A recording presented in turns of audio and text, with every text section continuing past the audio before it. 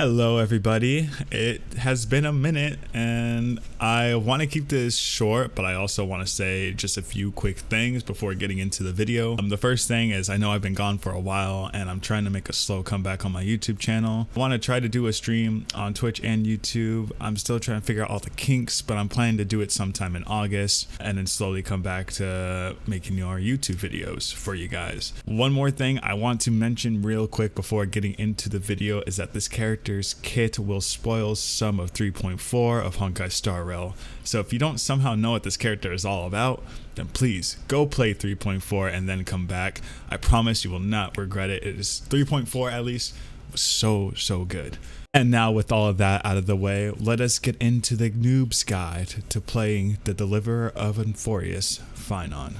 Phainon, also known as Kazlana, the Deliverer of Euphorius, or the Prisoner of Flames, is Honkai Star Rail's newest physical destruction main DPS character who excels, and I mean really excels, at dealing massive damage to any foe that stands in his way.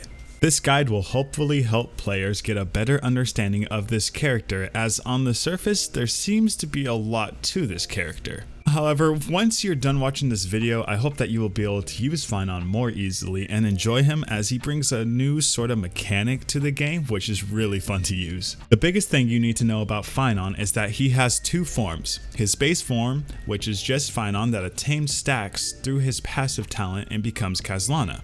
That's where his true damage comes in. Speaking of his talent, Phainon actually has two, one for each form. So let's talk about Phainon first. Phainon's talent, Pirate Corpus, is actually a pretty simple passive. While in battle, Phainon gets stacks of Core Flame. Once he reaches 12 Core Flame, Phainon can use his ultimate. Phainon can actually get up to 3 more stacks of Core Flame, which become overflow points. When his ultimate ends, he will get stacks of Core Flame based on how many stacks of overflow he had. How you get Core Flame stacks is by getting targeted by any ability, either enemies or an allies. If an ally casts an ability on Phainon, he will not only get a stack of Core Flame, but also crit damage depending on the talent's level. Hey everyone, Post Editing Loops here. I just wanted to quickly mention that we did actually find out that from level 7 to level 10, your talents actually get a 25% increase in their stats, so getting those levels is actually going to be really important to get the bigger buff. Phainon also, of course, has 3 bonus abilities, so let's talk about them real quick. The first is March to Oblivion. When the battle starts, Phainon gains 1 stack of Core Flame. When his transformation ends, Phainon gains 3 stacks of Core Flame. Phainon's second bonus ability, Bind in Flames. When receiving healing or shielding from an ally, Phainon gains 45% increased damage for 4 turns. This effect cannot be stacked nor repeated within the same turn. When receiving any energy regeneration effect from an ally, Phainon gains a stack of Core Flame. Phainon's last bonus ability, Shine in Valor, is an amazing ability that makes Phainon's damage skyrocket. When entering battle or when his transformation ends, his attack increases by 50% for the rest of battle, and this can stack up to 2 times. So you won't benefit from both stacks right away, but in longer fights, Phainon's damage can reach incredible levels, if the enemy can even survive that long. Phainon's basic attack deals physical damage to a designated enemy up to 100% of his attack when fully maxed out. Phainon's skill, Let There Be Light, deals massive physical damage to enemies up to 300% and less damage to adjacent enemy targets up to 120% of his attack. This also gives Phainon 2 stacks of Core Flame per use. Phainon's technique grants 3 extra technique points when he's on your team. When Phainon uses his technique, he consumes 2 points and attacks all enemies within a certain range. When entering combat, all allies gain 25 energy and Phainon gains 2 extra Scourge and 1 skill point, while dealing physical damage equal to 200% of Phainon's attack to all enemies at the start of each wave. If a normal enemy is attacked with the technique, you will not enter combat and instead just defeat them. Enemies that can be defeated with your technique will be indicated by a red orb above their heads. If no enemies are hit by the skill, then no skill points are consumed. Phainon's ultimate completely changes the game, and honestly I was a bit worried that his playstyle would be boring, but after using this amazing ability I have 100% changed my mind. When Phainon uses his ultimate, He Who Bears the World Must Burn, he transforms into Kazlana. During his transformation state, Kazlana deploys the territory, Ruinous Iron Tomb. Once in his territory, other teammates leave the battlefield and will not be able to take action. Also, all enemies have physical weaknesses. Kazlana gains 8 extra turns called Kazlana's extra turns, and his speed is set to 60% of Kazlana's base speed. When Kazlana's final turn starts, Kazlana immediately launches a final hit that deals ultimate physical damage. The percentage is based off of Kazlana's attack up to 960% at max level. The damage is also equally distributed evenly across all enemies currently on the field. Now let's go back and talk about Kazlana's talent. Once Phainon uses his ultimate, his talent changes to Kazlana Fate, Divine Vessel. Once Kazlana takes the field, he gains 4 Scourge points. Kazlana can gain up to 7 Scourge points, and Kazlana uses 4 Scourge points when using his enhanced skill. I'll talk about this further when I get to Kazlana's skill portion. Kazlana gains immunity to crowd control debuff and has 1 enhanced basic attack and 2 enhanced skills, but cannot use his ultimate ability. During the transformation, Kazlana gains attack percent based on your level up to 80% and max HP up to 270%. After using any attack, Kazlana restores HP equal to 25% of his max HP. If Kazlana falls to 0 HP before finishing his 7 turns, he will do his final blow early. Remember though, for every extra turn Kazlana has, the final blow multiplier decreases by 12.5%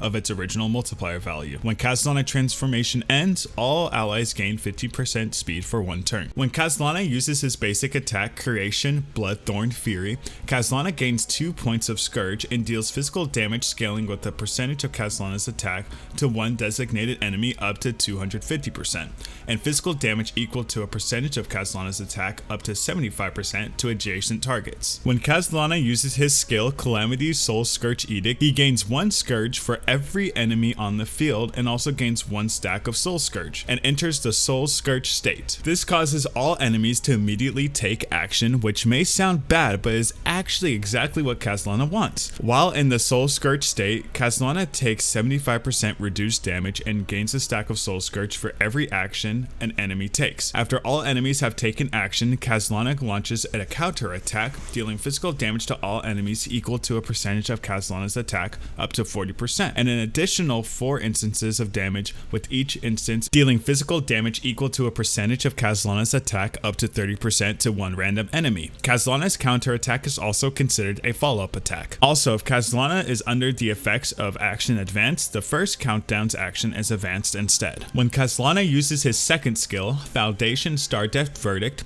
Kazlana dispels all debuffs, then deals physical damage equal to a high percentage of Kazlana's attack, maxing out at 1170%. This is the skill where Kazlana can use the Scourge points that he has stacked up. For every Scourge point consumed, Kazlana deals 4 instances of physical damage equal to a percentage of his attack up to 45% to 1 random enemy. 4 points of Scourge can be consumed at once, and when 4 points are consumed, Kazlana deals an additional physical damage equal to a percentage of his attack up to 450%, which is evenly distributed across all enemies. Okay, now that we got the character's kit out of the way, let's get into the light cone section. Thus Burns the Dawn is the first light cone to talk about, and this is Phainon's signature light cone and his best one, as it increases his base speed by 12, ignores 18% of the target's defenses when the wearer deals damage, and upon using their ultimate, the user is granted Blazing Sun, which is removed at the start of the turn. While holding Blazing Sun, the wearer's damage dealt is increased by 60%. The second light cone I want to talk about is On the Fall of an Aeon. This light cone increases the wearer's attack by 16% in the battle each time they attack. This effect can stack up to 4 times. After the wearer breaks an enemy's weakness, their damage dealt is increased by 24%, lasting for 2 turns. Another good 5-star light cone alternative is Something Irreplaceable, which increases the wearer's attack by 24%. When the wearer defeats an enemy or is hit, it immediately stores HP equal to 8% of their attack. The wearer also gains damage increased by 24% until the end of their turn.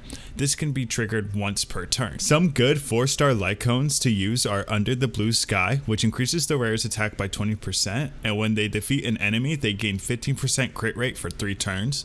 The Moles Welcome You is a good one as well, as it raises your attack by 12% when you use a basic attack, skill, or ultimate. These are just some of the light cones that you can use. There are of course others, but these ones have worked well for me. And like I mentioned previously, On the Fall of an Aeon is a great 5-star option, and it is a free option, so if you don't have that one, I would really recommend getting that one because it just works so well with Phainon. Phainon's best relic set is Wave Strider Captain.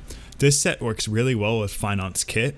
The 2-piece increases the rare's crit damage by 16%. The 4-piece gives the rare a stack of help every time they are targeted by an ally ability.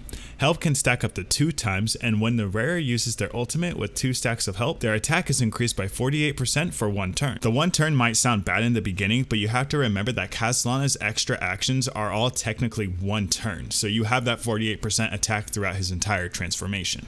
Another relic set for Phainon is Scholar Lost and Irradiation. The 2-piece increases your crit rate by 8%, and the 4-piece increases your ultimate and skill damage by 20%. After using your ultimate, your next damage increases by an additional 25%. The planner set you want to get for Phainon is Arcadia of Woven Dreams. This is the new planner set and Phainon's best planner set by far. This planner set gives Phainon a huge boost in damage when he goes into his Castellana transformation. The set boost increases the rare's damage for each additional / missing ally, stacking up to 4 to 3 times. The damage increase is 9% to 12%. If you are lost, don't worry, this had me confused for a minute too. Basically what it means is that if you have a full team and Phainon is wearing the set, he would get a 0% damage buff. Now if you add a mem sprite to the team, he would be at a 9% damage buff for each mem sprite added. When Phainon uses his ultimate, he gets rid of all allies, so that will give him a 36% damage buff as it stacks up to 3 times, and he gets a 12% damage buff for each missing ally. Next, we're going to talk about Phainon's teams and the supports that he might want on his teams. Phainon works well with a lot of units in the game from 5 stars and even 4 stars. I'll first give some 5-star options and then we'll move on to the 4-star options. The first 5-star option and Phainon's best support in my opinion is Sunday. Sunday is a great damage, crit rate, and crit damage buffer.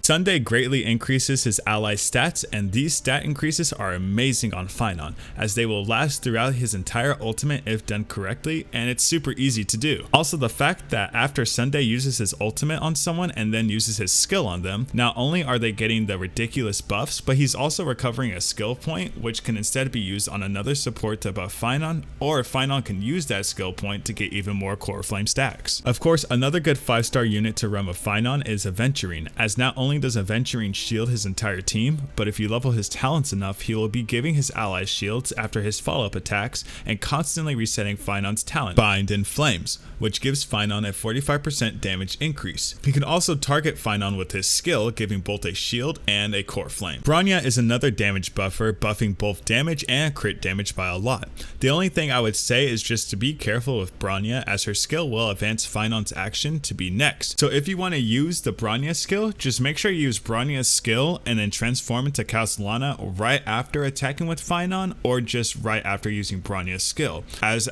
soon as someone else takes an action, the damage buff will go away. Sparkle is the last support I really want to talk about with 5-star options, as of course she is another good option. She gives damage and crit damage boosts to all her allies and also gives you more skill points while recovering a lot of skill points to help Phainon gain more core flame stacks. Time for some 4-star supports now, and the first one I want to talk about is Tangyun, as she is still a great damage buffer for Phainon. Not only that, but her ultimate works great with Phainon since she targets an ally, giving him a stack of core flame, gives him a huge damage buff, and also regenerates energy for him, giving him another stack of core flame. Plus, having to only use your skill once every 3 turns is pretty nice. A goofy pick of mine that actually works is the Preservation Trailblazer. Though his skill doesn't directly target allies, so he doesn't give any core flame stacks, it is very easy to get consistent shields on allies and give Phainon that 45% damage boost from his bonus ability. Another shielder is March 7th, as she can give her shield directly to Phainon whilst also giving him a core flame stack. Asta can also be a very good option for attack increases and speed buffs. Some more options are supports like Yukong and Gallagher, but now I should be condemned for not even having this character in my script, but another great support and one of Phainon's best supports that I want to talk about is the 5-star Remembrance Trailblazer as well. Not only does he summon Mem, which gives Phainon a 9% damage buff if you have the Arcadia of Woven Dreams set, but Mem's support also gives Castellana and Phainon, of course, the true damage buff, which absolutely skyrockets any main DPS's damage. Though I would argue that Sunday is Phainon's best support, the 5-star Remembrance Trailblazer is a must run on Phainon's team. I will quickly go over Phainon's Eidolons, as to me they really are not needed for Phainon to do what Phainon does,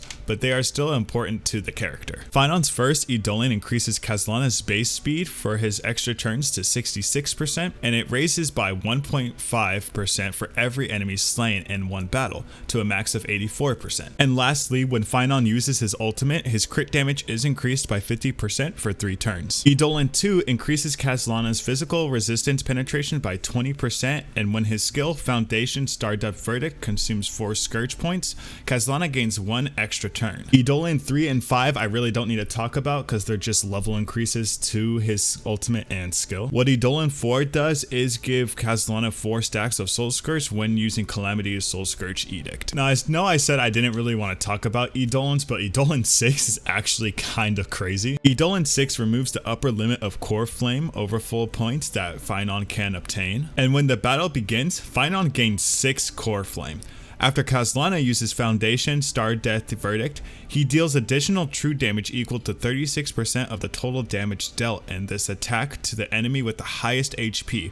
And I won't lie, this one is crazy, but unless you are extremely lucky or a whale, you won't need it. Now to end the video, I just want to quickly go over how to use Phainon and my 2 cents on the character. Phainon is a very unique and fun character. He has a very simple build, just wanting to build crit rate, crit damage, and attack. While he loves more buffers, his talents allow shielders and healers to work very well on his team. Phainon works really well with free units given to you throughout the game. His domain is a fun mechanic to use, and I am curious to see how they will use it in the future. He has great self-sustain in his transformation state, and though it seems like a lot if you just read his kit, in use he is a lot simpler than it seems. There are a ton of great both 4-star and 5-star supports that work well with Phainon, and most actually help one way or another. If you have him, I 100% recommend using Sunday with Phainon, as the skill point you get and the crit you get is amazing. Remember, you want a 1 to 2 crit rate crit damage ratio. You want your allies to be using their skills on Phainon to build up his Core Flame as quickly as possible, and being sure that all the buffs that you can get on him are there before you use your ultimate and transform into Kazlana. And if you can get those 3 extra Core Flame stacks, then you should. When Kazlana takes the field, try to get your counter off if you can get a lot of stacks of Soul Scourge